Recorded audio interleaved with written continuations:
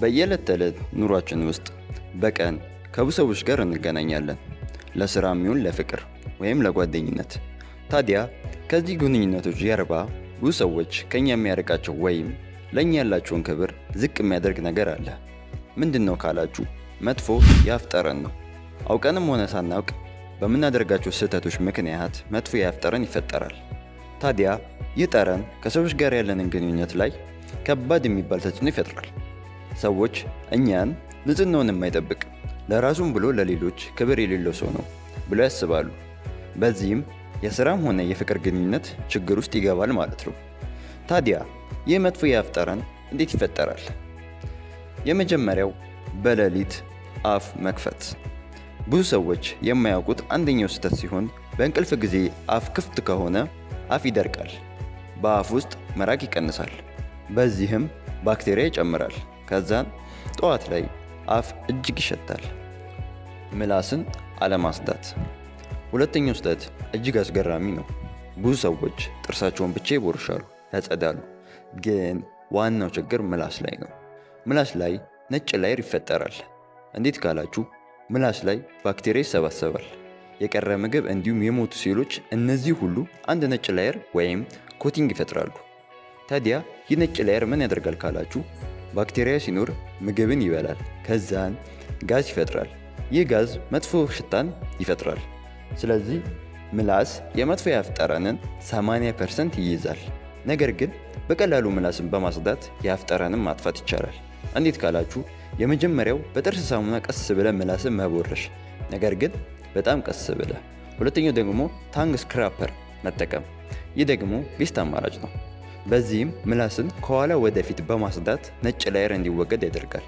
መቼ እንጠቀም ካላችሁ ጠዋትና ማታ በየቀኑ ለ2 ጊዜ ማለት ነው። ማውዝዋሽ ብዙ መጠቀም። ብዙ ሰዎች የሚያስቡት ማውዝዋሽ ተጠቀምኩ ከዛን አፌ ንጹህ ሆነ ብለው ነው። እውነቱ ግን ከዚያ የራቀ ነው።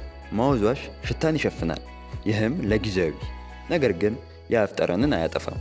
ማውዝዋሽ በውስጡ አልኮል እንዲሁም ስትሮንግ ኬሚካሎች አሉት። እነዚህም ምን ያደርጋሉ? ባክቴሪያን ይገላሉ። ነገር ግን አልኮል በውስጡ ስላለው ትልቁ ችግር አልኮሉ ነው ማለት ነው። አልኮል አፍን ያደርቃል። አፍ ከደረቀ ደግሞ ሳሊቫ ይቀንሳል። በዚህም ባክቴሪያ ይጨምራል። ከዚያም አስቀያሚ የሆነ ሽታ ይፈጠራል። ምን ይሆናል ማለት ነው? መጀመሪያ ፍሬሽ የሆነ ፊሊንግ ይሰጣል። ከጥቂት ሰዓታት በኋላ ሽታው ይመለሳል። ከዚያም ከበፊት በበለጠ ይሸታል ማለት ነው። ቀላልና አሳማኝ ምሳሌ ልስጣችሁ። ይህ እንደ ሽቶ ነው። ቆሻሻ ልብስ ላይ ሽቶ ስትጠቀሙ ሽታው አይጠፋም፣ ለጊዜው ይደበቃል እንጂ። ማውዝዋሽም እንደዛው ነው።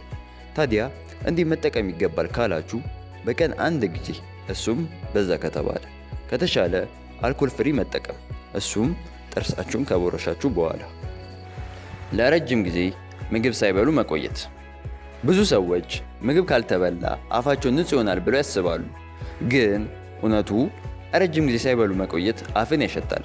እንዴት ካላችሁ ምግብ ካልተበላ ሳሊቫ ይቀንሳል፣ በዚህም ባክቴሪያ ይጨምራል።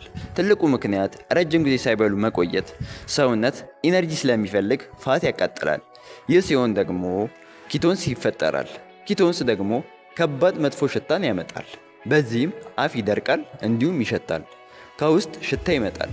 ስለዚህ በተቻለ መጠን ለረጅም ጊዜ ሳይበሉ ላለመቆየት መሞከር፣ ከጾም ጊዜያት ውጪ ቀለል ያሉ ምግቦችን ማዘውተር እንደ ፍራፍሬ እና አትክልት፣ እንዲሁም ብዙ ውሃ አብዝቶ መጠጣት። በዚህም የአፍ ጠረን መጠበቅ ይቻላል። በሕይወታችን የተሻለ የቤተሰብ የፍቅር ግንኙነት እንዲኖረን የአፍ ንጹህ መሆን እጅግ ወሳኝነት አለው። ከሰዎች ጋር እንደ ልባችን ተቀራርበን ሳንሳቀቅ ለማውራት አፋችን ንጹህ መሆን አለበት። ከለያየናቸውን ስህተቶች በማስወገድ እንዲሁም መፍትሄዎቹን በመጠቀም በቀላሉ የአፍን ንጽህና መጠበቅ ይቻላል።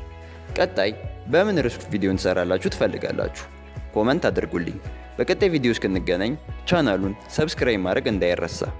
ደህና ሁኑ።